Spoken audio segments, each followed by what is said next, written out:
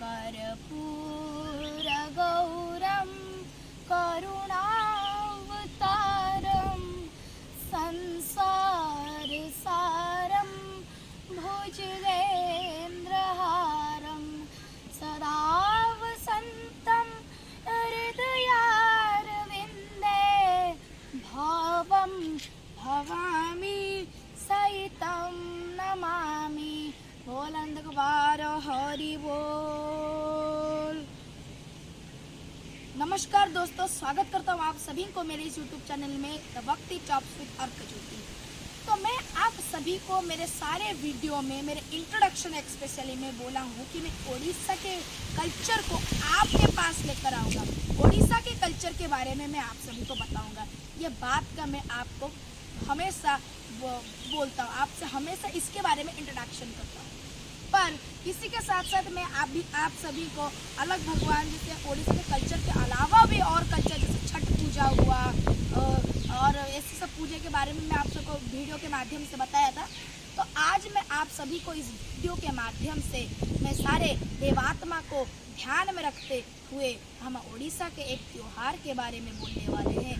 एक नहीं, दो त्योहारों के बारे में हम आपको बोलने वाले हैं। तो आप इस वीडियो को कृपया देखिएगा, पूरा देखिए, पूर्ण रूप से देखिए, पूर्ण शिक्षा लाभ करिए और उसके साथ साथ आप ये शिक्षा जो आप पाते हैं उसको भी आप इस्तेमाल करिए। ये वीडियो लंबा हो सकता है, अगर आपको कोई यूजलेस साउंड्स आए तो उसको आप कृपया इग्नोर करिए।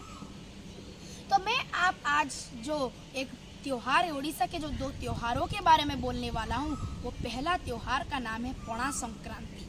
आप सबको पता है हमारे 12 मास जो है उसमें 12 संक्रांति आते हैं।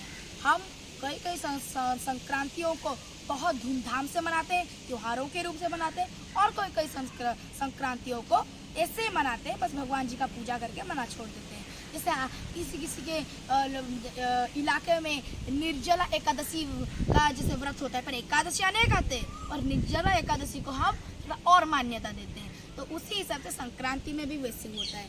तो हमारे मुल्क के, हमारे उड़ीसा मुल्क के सबसे प्रमुख त्यौहार और सबसे प्रथम त्यौहार पणा संक्रांति को मानते हैं। आप बोलोगे क्यों? क्योंकि पणा संक्रांति त्यौहार ही हमारे उड़ीसा का हैप्पी न्यू ईयर है। जैसे बंगाली में उनका good Friday happy new year होता है, और क्रिश्चियनों के न्यू ईयर जैसे हमारे जनवरी 1 को हम मानते हैं, वैसे हमारे उड़ीसा के मुल्क में हैप्पी न्यू ईयर हम पणा संक्रांति को मनाते हैं, जो चैत्र मास के संक्रांति तिथि को आता है। तो चैत्र मास को हम प्रथम माह मानते हैं। और सब सोच रहे होंगे कि हम इस प्रथम माह पणा संक्रांति के दिन हम शिव के पूजा करते हैं, ना काफ़ी सारे संक्रांति में हम शिव जी का ही पूजा करते हैं। पर अगर आप ये सोच रहे हैं तो आप जरासर गलत हैं। अगर आप ये सोच रहे हैं कि शिव जी को होता है, तो मैं आपको बोल दूं कि इस दिन सारे त्रिदेवों और सारे देव देवता सभी भगवानों का हम पूजा करते हैं। इस दिन क्या होता है मैं आपको उस विधि के बारे में बोलने वाला हूँ। इस दिन के विधि के बारे में आप सभी को मैं उस जगह पर लेकर जाऊंगा जिस जगह पर आप इस विधि के बारे में जान सकते हैं।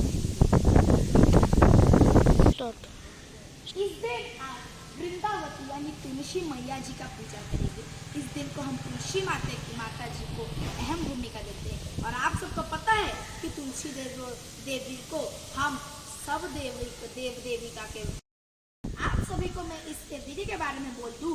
आप सभी को जो सबसे इम्पोर्टेंट चाहिए वो है गब का डाल। गब का डाल एक मेडिसिनल प्लांट है। उसके जो डाल होते हैं, उसके जो टहनियाँ होते हैं, उसको आप दोनों ओर लगाएंगे मंडप के तरह लगाकर उसके ऊपर, मतलब जैसे डिवीजन का जैसे होता है ना, डंडे, 2 डंडे के ऊपर एक डंडा, वैसे आपको भी उन दोनों गबडालों के बीच में केले के सूखे पत्ते या फिर कोकोनट के सूखे पत्ते और ना, या फिर आपको वहीं गब का डाल को अरेंज करना है। एक मैनर से आपको अरेंज करना है। अरेंज करने के बाद उस पर एक जो मटका होता है, हम यहाँ पे उसको ठेकी कहते हैं।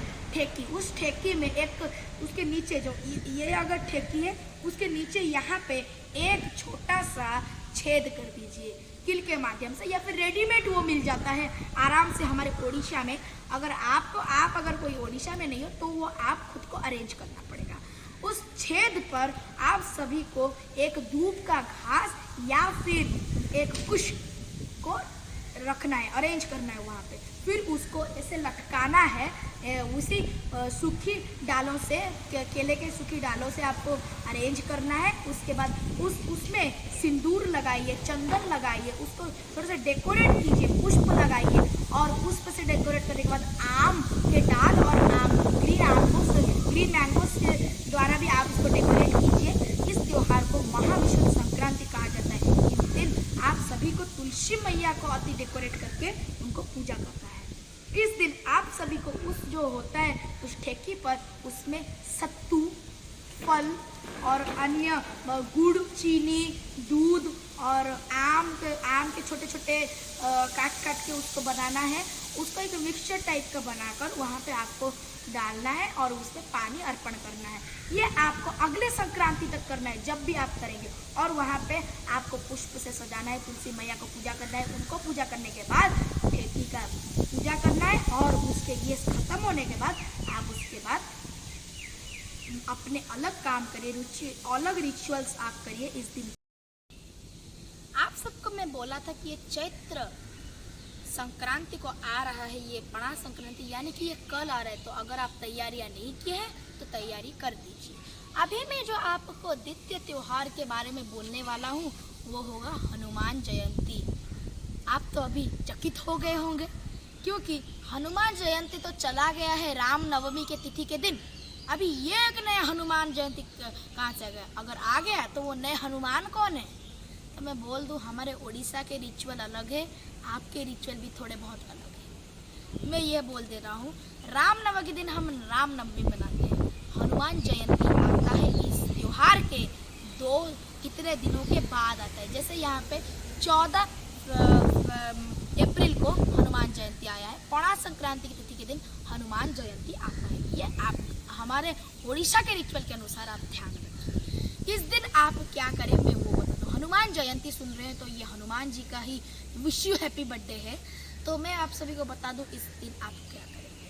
पहले आप अपने एक चौकी सजाइए, चौकी के ऊपर एक पलंग बिछाइए, उस पर गंगाजल छिड़किए और अन्य पूजा वस्तुएं उसको मार्जना कीजिए, पूजा कीजिए, उसको पवित्र कीजिए और वहाँ पे कलश स्थापना कीजिए। उसके बाद राम जी का स्थापना कीजिए, सीता जी का स्थापना कीजिए, लक्ष्मण जी का स्थापना कीजिए। आपके जो फेवरेट भगवान होंगे, प्रिय भगवान हम जिसे कहते हैं, प्रेरक भगवान जिसे हम कहते हैं, मेरे तो प्रेरक भगवान और प्रिय भगवान है जगन्नाथ महाप्रभु। आप सभी के कौन है वो आप कमेंट बॉक्स में बताइए और उन्हीं को आप ध्यान में रखते हुए पूजा के स्थापना कीजिए। उसके बाद आपके स्थानीय भगवान जो होते हैं उनको भी आप याद करके स्मरण करके पूजा करिए। उसके बाद आपको क्या करना है, हनुमान जी को लाना है। हनुमान जी का स्नान आदि संपूर्ण करके उनको पंचामृत से स्नान करके, चरणामृत से स्नान करके उसके बाद उनको शुद्ध जल, हल्दी के जल, दूध ये सब का स्नान करने के बाद आप सभी को भगवान जी को नया वस्त्र और कपड़े फूल माला ये सब पहनाकर उनका श्रृंगार करने के बाद उनको रखिए। सीता रानी को स्नान कराइए, अन्य देव देवता को भी स्नान कराइए, उनको भी वस्त्र अर्पण कीजिए। सीता रानी को आप 16 श्रृंगार के भी सामान चढ़ा सकते हैं अगर आप चाहें तो, वरना आप दक्षिणा रख दीजिए। तदपश्चात आपको क्या करना है, भगवान हनुमान जी के पास आपको स्मरण करना है। एक पान के पत्ते के ऊपर फल रखकर, दक्षिणा रखकर, आपके अनुसार दक्षिणा रखकर, वहाँ पे एक सुपारी रखकर अपने स्मरण ध्यान करके और बोलिए ओम हनुमताय नमः, ओम हनुमताय नमः रख बोल के उनके पास रखिए। साइड में उनके रामायण और हनुमान जयंती का पुस्तक रखिए, उस पर गंगाजल उनको भी स्नान करवाइए, उनको खाली स्नान करवाइए यानी पुष्प से उनको जल छिड़किए। उसके बाद उनको भी पुष्प अर्पण कीजिए, उनको भी वस्त्र अर्पण कीजिए। तदपश्चात आपको क्या करना है, उनके आरती उतारना है, प्रसाद चढ़ाना है, दीप धूप जलाना है। उसके बाद ये जो आरती को हम बोलते हैं, मतलब सोने के उठने के बाद हम जो फ्रेश होने के बाद हम जो खाते हैं तब उसी अनुसार फिर हम शाम को भी तो खाते हैं, फिर हम लंच भी करते हैं ना। वैसे भगवान जब उठते हैं उनको अवकाश आरती कहा जाता है, हम कहते हैं लंच टाइम में मध्याह्न आरती कहा जाता है। आप सुनिए उसके बारे में। भगवान को भोग चढ़ाने के बाद रामायण का सुंदर पाठ, सुंदर खंड का पाठ करने के बाद आप सबको क्या करना है, हनुमान चालीसा का पाठ करना है। फिर आपको भगवान जी के पास हनुमान चालीसा पढ़ना है, तब जाकर आपका दिन मंगलमय होगा। इस दिन आप भंडारा भी रख सकते हैं, उसके साथ आपको भगवान जी के पास अन्न का प्रसाद भी चढ़ा सकते हैं। हनुमान कहा जाता है हमारे यहाँ पे, अगर हनुमान को आप बुलाना चाहते हो तो अगर हनुमान यहाँ पे बैठे हैं तो उनके चारों ओर ऐसे ऐसे, मतलब उनका फेवरेट केला होता है तो केले को ऐसे झुलाओ, एप्पल को झुलाओ, उनका फल, ये सब को मतलब ऐसे लटका दो, जिसके कारण हनुमान जी प्रभावित होकर आपके घर को प्रवेश है। उसके बाद आप उनको लाल पुष्प चढ़ाइए, उसके साथ बेलवू पत्र चढ़ाइए, तुलसी का पत्र चढ़ाइए।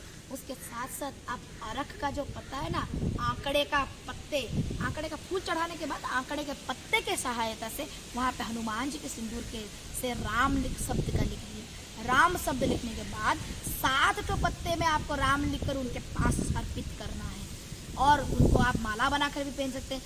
और उसके बाद आंकड़े का पत्ता है वो इम्पोर्टेंट नहीं है, आप पान के पत्ते में भी लिख सकते हैं, पर राम लिखना बहुत इम्पोर्टेंट है। और हाँ, सिंदूर से लिखने, और हनुमान सिंदूर हो या फिर लाल सिंदूर हो, वो आपके ऊपर डिपेंडेंट है। तो ऐसे सब पूजा करने के बाद हनुमान जी का जयंती भी पूर्ण हो जाता है। तो आप सभी को मैं पढ़ा संक्रांति ओडिशा का एक रिचुअल, हनुमान जयंती ओडिशा का रिचुअल बोल दिया, पर ये नहीं बोला इस दिन आप किस किस देवताओं के घर जाइए। इस दिन आप कई देवताओं के घर जाइए, कई देवी देवताओं के घर जाइए, पर याद रखिए कि जगन्नाथ महाप्रभु या फिर राम जी के या फिर कृष्ण भगवान के या फिर विष्णु के अन्य अवतार और विष्णु के सहित उनके जो आज्ञा पुष्प होते हैं, उनके लोग वो जो पुष्प लगाते हैं, उस पुष्प को लेकर आप हनुमान जी के पास भी अर्पण करिए, तुलसी माता के पास भी अर्पण करिए।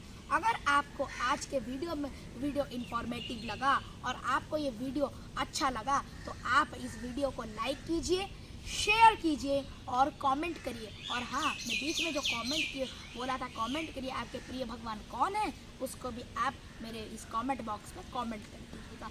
उसके साथ साथ वो जो लाल वाला सब्सक्राइब वाला बटन है, उसको प्लीज़ आप सब्सक्राइब करिए, क्योंकि ना आप सब्सक्राइब तो नहीं करते, देख कर चले जाते पर सब्सक्राइब नहीं करते, तो प्लीज़ आप सब्सक्राइब जल्दी कर दीजिएगा। तो धन्यवाद, आपका दिन मंगलमय हो।